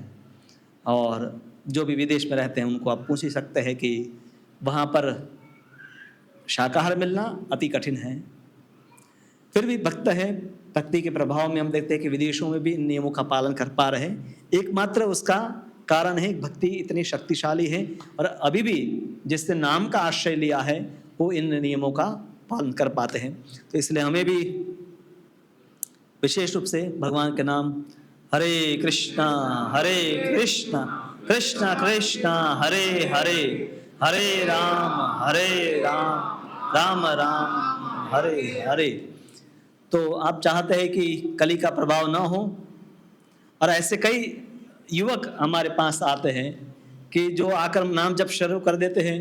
इनके घर में सब लोग खाते पीते हैं, हाँ यही लोग तो यही शब्द, हमारे घर में सब लोग खाते पीते हैं। तो यहाँ लोग हैं वो नहीं कहते शराब खाते पीते हैं या मांस, ऐसे खाता पीता मतलब समझी जवानों, हाँ कि शराब पी रहा है और मांस खा रहा है, हाँ ये हमारे समाज में सब लोग खाते पीते हैं। तो उनको ऐसे लड़कों को भी मैं कहता है कि अच्छा है, अगर आपको गृहस्थ बनना है तो भी ऐसे परिवार के से संबंध जोड़े कि जो भक्ति करता है। और घर में भी स्वयं आप कम से कम नियमों का पालन करो। हो सके घर में और भी लोग धीरे धीरे प्रभावित होकर नियमों का पालन करने लगे। पर आज के समय में ये आश्चर्यजनक हमें नहीं लगता है कि कोई बच्चा आकर कहता है कि भाई ये सब वस्तु उनके घर में हो रही है। और घर वाले, भारत में भी अभी ये स्थिति है कि जब बच्चा है वो सब नियमों का पालन करने लगता है तो उनको अजीब लगता है कि ये धर्म का पालन क्यों कर रहा है और हमारी तरह क्यों नहीं जी रहा है। तो विदेश में तो इस्कॉन के ऊपर कई इसके बारे में केस भी हुए कि भाई इन लोगों ने ब्रेन वॉश कर दिया, या भाई हमारा खाना नहीं खाता है, हमारी तरह नहीं जीता है। पर कई माता पिता खुश भी थे कि भक्ति में जो आ गए हैं बच्चे, तो ये पहले अनेक प्रकार के जो नशा करते थे वो सब छोड़ करके ये अभी बहुत नियम पूर्वक जीवन जी रहे हैं।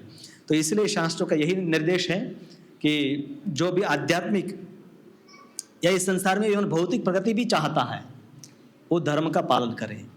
और धर्म का पालन में भी व्यक्ति सुखी रहता है, भौतिक रूप से भी सुखी होता है। खाने के लिए भी भगवान ने अनेक व्यंजन दिए हैं, अनेक वस्तुएं हमें दी हैं। पीने के लिए भी अनेक वस्तुएं हैं। लोगों से मिलना है, लोगों से मित्रता करनी है तो अनेक लोग हैं। और मनोरंजन के लिए भी आध्यात्मिक जीवन में भी ऐसा नहीं कि व्यक्ति दुखी है, यात्राएं कर सकता है, कीर्तन करे, अनेक लोगों को मिले, अलग अलग तीर्थ स्थलों में जाए। तो जो भौतिक रूप से सुख मिलता है लोगों को पाप कर्म करने से, तो उसकी जगह पर वो आध्यात्मिक जीवन को पालन करके, धार्मिक जीवन को पालन करते भी भौतिक संसार में भी सुखी हो सकता है और साथ में अपनी आध्यात्मिक प्रगति भी कर सकता है। पर कलयुग के लोग हैं नहीं समझेंगे। तो शुरुआत में अगर आप इसमें संघर्ष कर रहे हैं, भक्त जो बन गए वो स्थूल रूप से तो नियम पालन कर रहे हैं, उनको अब कम से कम सूक्ष्म रूप से इन नियमों का पालन करना चाहे। क्योंकि कई ऐसे लोग हैं, कई चाहे हम वीडियोस देखते हैं, संगीत सुनते हैं, या लोग जिनके साथ हम मित्रता करते हैं, ऐसे लोगों से भी जो इन वस्तुओं में लिप्त हैं, उनको बढ़ावा नहीं देना, उनका संग से बचना। हुँ?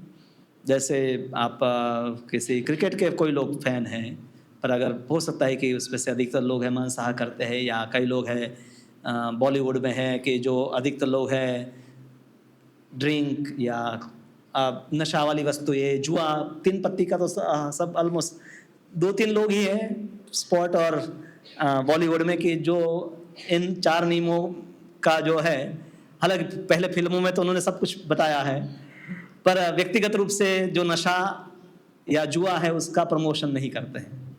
बाकी सबको लगता है कि जब नशा करने वाले, बेचने वाले जब पैसे कमा रहे हैं, तो हम भी तो अपना व्यवसाय लेकर बैठे हैं, हम क्यों ना एडवर्टाइजमेंट करें। तो वो उनका समझ है धर्म का। पर हमें अपने आप को इन सब से भी बचाना चाहिए, क्योंकि समाज में लोग उन्हीं को आदर्श मानते हैं, उन्हीं को देखते हैं, उनको सुनते हैं। तो इसलिए हमें उन भगवत भक्तों का आश्रय लेना चाहिए, उनका संग करना चाहिए जो इन नियमों को पालन करते हैं। और कहीं कहीं आज के समय में कई बार सूक्ष्म रूप से क्या होता है कि डिवोटीज अब प्याज लहसुन नहीं खाते हैं, तो कभी कभी उनको लगता है कि ठीक है, हम उस होटल में खाएंगे जहाँ पर मांसाहार नहीं बनता है। शाकाहारी कई गुजरात में है कि जहाँ पर सिर्फ शाकाहार बनता है, और आपके कहने पर वो बिना ऑनियन गार्लिक का भी दे देते हैं। फिर व्यक्ति जो ये करने लगता है, फिर उनको लगता है कि कम से कम चलो उस रेस्टोरेंट में भी हम खा सकते हैं कि जहाँ वेज और नॉन वेज अलग अलग किचन है। मतलब एक बार आप छूट लेते हैं तो धीरे धीरे है। हाँ, कई भक्त है कि ठीक है, वो जैसे फ्रांस इत्यादि कई देश है कि जहाँ पर पानी की तरह ही शराब पिया जाता है। जैसे हम भारत में चाय को नशा नहीं समझा जाता है। आप डिवोटी है तो भी आप सगे संबंधी के घर जाएंगे, आपको कहेंगे कि चाय लेंगे, तो और आप लेंगे तो उनको नहीं लगता है कि आप कुछ अधर्म कर रहे हैं। उसी प्रकार से कई भक्त जो है विदेश में, तो क्योंकि वहाँ वो सोशल ड्रिंक है, आप किसी के घर गए पानी पी ले, उसी प्रकार से पीते हैं। पर ये ऐसा ही शुरुआत होता है, आप एक नियम को तोड़ते हैं, फिर दूसरा, तीसरा, चौथा, इस प्रकार से धीरे धीरे वो सब वस्तु है कलयुग अपनो प्रभावित करता है। तो इसलिए भक्तों को सावधान होना आवश्यक है कि वो जितनी छूट लेंगे उतना ही कली उनको ट्रैप करता जाएगा। उसी प्रकार से व्यभिचार, ये भी एक आज के समय में चुनौती है। भक्तों के समाज में भी देखा गया है कि जहाँ पर भक्त व्यवहार में स्त्री और पुरुष मर्यादाओं का पालन नहीं करते हैं, विवाहित जो व्यक्ति है या विवाहिता स्त्री है, ऐसे कुछ घटनाएं भी बनती है कि वो सामाजिक रूप से क्या है आज के समय में कि स्त्रियां अगर जैसे नौकरी करती हैं तो अपने पति के साथ जितना समय बिताती है उससे ज़्यादा वो अन्य लोगों के साथ समय बिताती हैं, या पति के साथ नियमित रूप से धर्म का पालन उनके साथ बैठकर है भक्ति करना और इतना संग उनकी निष्ठा, उनकी सेवा नहीं कर रही है, तो उनकी निष्ठा भी कभी कभी विचलित हो जाती है। और देखा गया है कि कई बार दीक्षित भक्त भी है पति से अलग होकर किसी और से फिर जुड़ जाते हैं। तो इसलिए जो विवाहित नहीं हैं उनके लिए तो सावधानी आवश्यक ही है। हाँ, क्योंकि इसमें भी होता है कि डिवोटीज है फिर भी कॉलेज में जा रहे हैं कई बच्चे, कई नौकरी कर रहे हैं, तो हर जगह पर है क्योंकि हम अब वो स्तर के भक्त नहीं कि हमें गुण प्रभावित नहीं करते, हम सबको गुण प्रभावित करते हैं। तो इसलिए व्यक्ति को इस वस्तु में भी सावधानी, जैसे हमारे गुरु महाराज का भी एक प्रवचन भी था चौथे नियम के ऊपर। हाँ, 3 नियम तो सब आसानी से समझ जाते हैं, पर चौथे नियम के ऊपर ज़्यादा नहीं बोला जाता है या ज़्यादा इसकी चर्चा नहीं होती है, अवैध संग। तो भक्त कई बार उसमें उसका स्थूल व्याख्या ही समझते हैं, पर ये स्थूल रूप में जब होता है उससे पहले सब मन से शुरू होता है, फिर व्यवहार में आता है और फिर स्थूल रूप उसका होता है। तो इसलिए भक्तों को भी इन वस्तुओं में, खास करके इवन कई लोग जब धाम में रहना शुरू कर देते हैं, कई हमारे भक्त हैं वृंदावन इत्यादि धाम में रहते हैं, तो ऐसी जगह भी अभी बची हुई नहीं इन 4 नियमों से। वहाँ पर भी लोग हैं वो वृंदावन में परिक्रमा मार्ग में एक गली है, वहीं पर शराब की दुकान भी है। कई लोगों ने विरोध भी किया था, पर क्या अब ये सरकार ने अनुमति दी है तो शराब की दुकान चल रही है। हालांकि वृंदावन के सिटी में जो है मांसाहार की कोई दुकान नहीं है, मथुरा में है, क्योंकि मथुरा डिस्ट्रिक्ट है, पर वृंदावन में नहीं है। जुआ तो उसके लिए इतने विशेष नियम लागू नहीं है। गुजरात में होता है कि कभी कभी लोग पत्ते खेलते हैं तो पुलिस आकर छापा लगाती है और फिर पैसे देते हैं और एक आध दिन ले जाती है और वापस छोड़ देते हैं। पर धाम भी इन वस्तुओं से बचे हुए नहीं, क्योंकि धाम में भी जो लोग गए हैं वो शुद्ध ब्रजवासी नहीं गए हैं, संसारी गए हैं। और संसारी जहाँ पे भी जाते हैं वहाँ संसार बना ही देते हैं, उस धाम को भी संसार जैसा ही बना देते हैं। धामवासी है तो कभी ऐसा धर्म होगा ही नहीं, पर संसारी लोग ही जाकर अपने संसारी कार्य वहाँ भी करते हैं। तो इसलिए भक्तों को भी इन चारों नियमों को स्थूल रूप से, सूक्ष्म रूप से समझना चाहे और उसका पालन करना चाहे। और इसलिए हम इसको अक्सर प्रवचन में, हर प्रवचन में इन वस्तुओं को रिपीट करते हैं, क्योंकि ये देखा गया है कि समय के साथ लोग हैं इस पे छूट लेने लगते हैं। और जब वरिष्ठ कोई भक्त है छूट लेता है तो और भक्त है नहीं भक्त है, क्योंकि भाई हमारे सीनियर है वो तो इसमें छूट ले रहे हैं तो हम क्यों पालन करें। पर अगर कोई व्यक्ति छूट लेगा तो नुकसान भी वो भोगेगा, आप पालन करेंगे तो उसका फायदा आपको होगा। तो ऐसा नहीं कि उसने छूट ली है तो वो धर्म बन जाता है और आपको नुकसान नहीं होगा। धर्म के अनुसार भी कोई यज्ञ में पशु बलि देकर जब पशु का मांस खाता है तो ऐसा नहीं कि उसको कर्म नहीं लगता है, कर्म तो उसको लगता है, पर पूरा अधार्मिक बनकर पशु हत्या जो कर रहा है उससे कम से कम बचा हुआ है। जैसे कोई है अनियंत्रित है और हर रोज जितनी चाहे उतनी सिगरेट पीता है, डॉक्टर कहते हैं 5 पियो, तो 5 पिएगा तो ऐसा नहीं नुकसान नहीं होगा, पर कम से कम लंबे समय तक धीरे धीरे वो पालन करता रहेगा, कम नुकसान होगा और धीरे धीरे हो सकता है छोड़ भी दे। तो शास्त्रों में जो छूट दी गई है वो उन लोगों के लिए है जो बिल्कुल अनियंत्रित है, जिनका मन, उन लोगों के लिए। पर अन्यथा जो नियम पालन करना चाहते हैं, प्रगति करना चाहते हैं, उनके लिए तो अधिक से अधिक जो स्टैंडर्ड है उसके ऊपर बढ़ने के लिए उनको अपने आप को तैयार करना चाहिए। तो इसलिए वो प्रवचन भी आप सुन सकते हैं हमारे गुरु महाराज का। चौथे नियम के ऊपर काफ़ी विस्तार से महाराज ने बताया, जो इतने सालों में उन्होंने इस्कॉन में भक्तों के बीच में, क्योंकि डिवोटीज है, गुरु को आकर समझते, अपने जीवन का या अन्य भक्तों के जीवन में जो चल रहा है या समाज में जो चल रहा है, इस्कॉन भी समाज के अंतर्गत ही है, हम उसी समाज में जीते हैं, तो जो होता है उसी को प्रस्तुत किया। और ये आश्चर्यजनक नहीं है, क्योंकि हम इसी कलयुग में हैं। यहाँ पर किसी को आपको कि सुनाई दे कि कोई भक्त पहले माला करता था पर अब वो मांसाहार करता है या शराब पीता है, जुआ करता है या व्यभिचार करता है, तो कलयुग में ये आश्चर्यजनक नहीं है। बचे हुए है वो आश्चर्यजनक है, पर कलयुग में जैसे ही व्यक्ति भक्ति को छोड़ता है, सत्संग को छोड़ता है, तो ये होना ही है। और भारत में हो सकता है कि लोग इतना अधार्मिक न बन जाए। गुरु महाराज कहते हैं कि विदेश में भक्ति छोड़ना मतलब तो पूरा आसुरिक जीवन ही है वहाँ पर। कलयुग में ऐसे भारत में देखा गया है कि कई भक्त माला इत्यादि बंद भी कर देते, फिर भी मंदिर आते हैं, अभी भी मांसाहार शराब नहीं पीते हैं। कम से कम भारत में अभी भी समाज की व्यवस्था ऐसी है, तो इस समाज की व्यवस्था कुछ मदद कर सकती है, पर वो पूरी तरह से हमें रक्षण नहीं दे सकते हैं। पूरी तरह से तो रक्षण हमें भक्ति के माध्यम से ही हमें प्राप्त होगा। समाज आधार है और इसलिए हमें इस प्रकार का धार्मिक समाज होना आवश्यक है, और इसको इसी प्रकार का सोसाइटी, हम इसी प्रकार का आध्यात्मिक समाज है उसका निर्माण कर रहे हैं। तो जिसमें ब्रह्मचारी है, गृहस्थ है, वानप्रस्थ है, सन्यास है, ब्राह्मण है, क्षत्रिय है, वैश्य है, शूद्र है, चारों वर्ण और आश्रम के भक्त साथ में मिलकर है भगवान की भक्ति करे। हरे कृष्णा। तो इस प्रकार से परीक्षित महाराज कली को दंड देते हैं। दंड उस समय तो दंड ही था, क्योंकि कलयुग के लिए रहने के लिए कोई स्थान नहीं था। अब वो कलयुग के लिए पुरस्कार है, क्योंकि ऐसे स्थान अनेक हो गए हैं।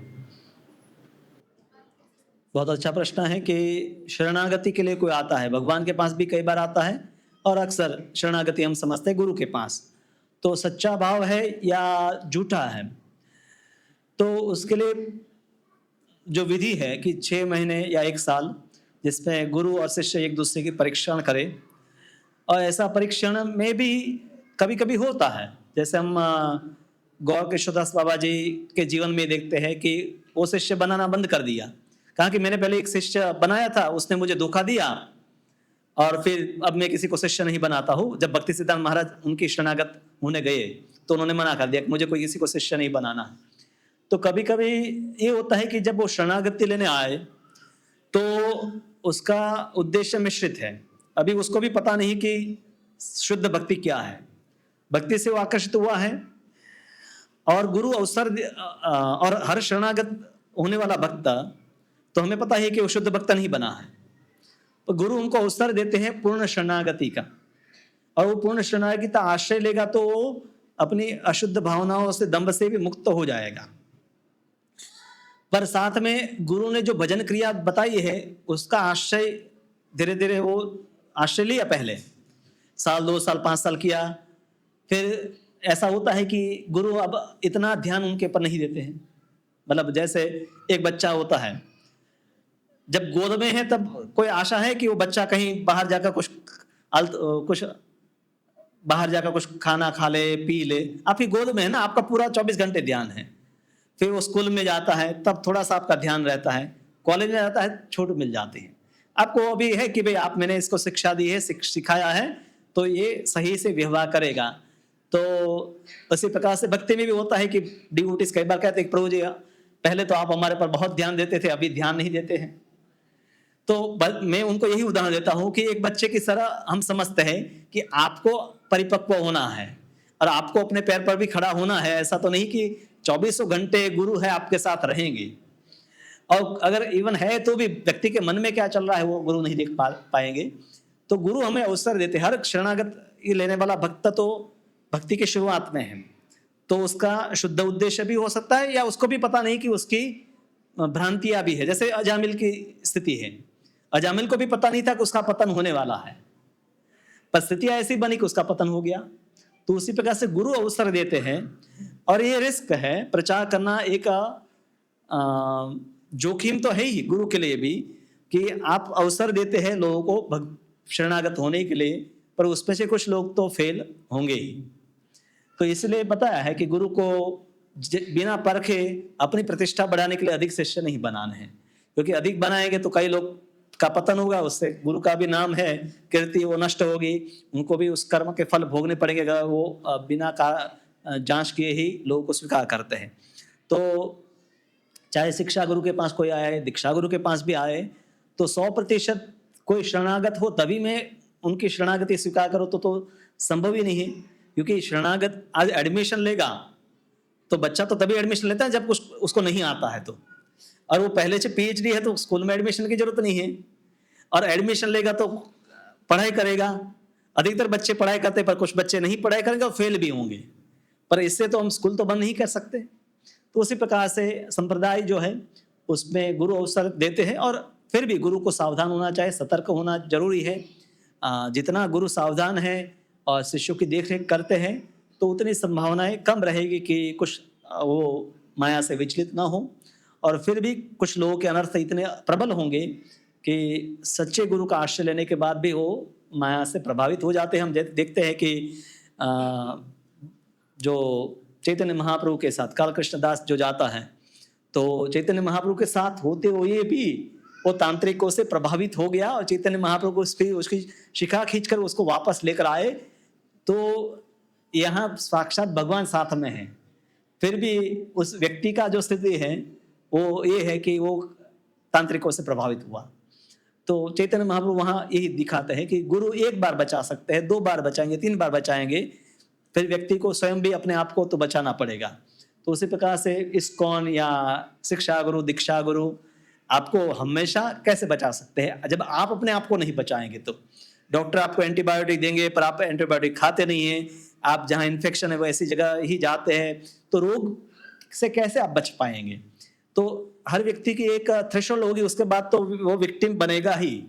जैसे व्यक्ति अपनी मर्यादाओं को उल्लंघन करेगा तो अवश्य ही माया का वो शिकार होगा ही।